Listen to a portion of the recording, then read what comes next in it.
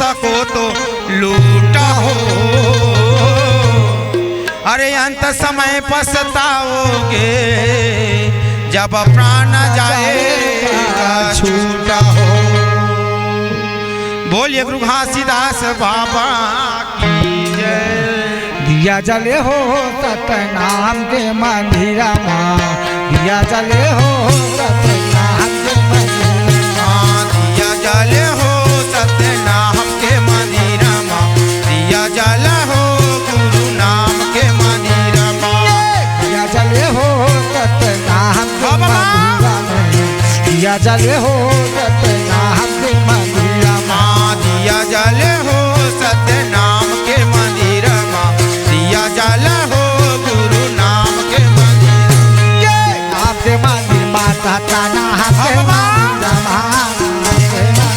सतनाम के मंदिर नाम के मंदिर माता नाम के मंदिर नाम के मंदिर माँ सतनाम के मंदिर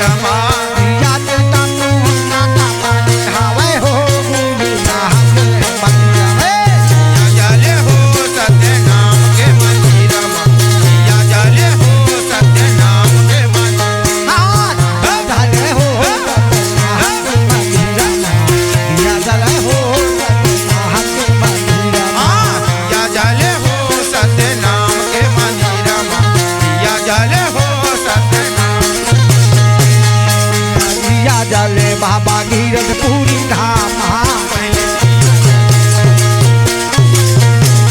एक दिया जले बाबा गिरधपुरी धाम, गिरधपुरी धाम हो छठवा पूरी धाम, दिया जला था हो गुरु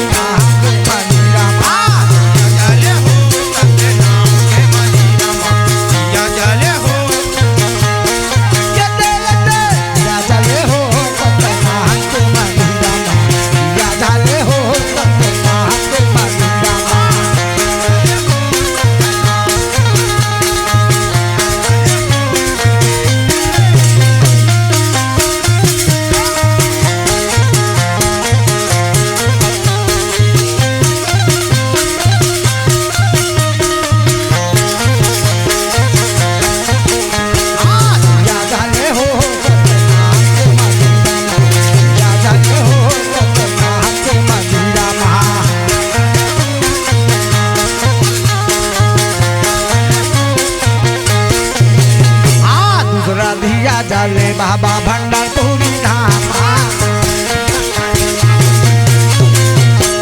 दूसरा दिया जले बाबा भंडारपुरी धाम,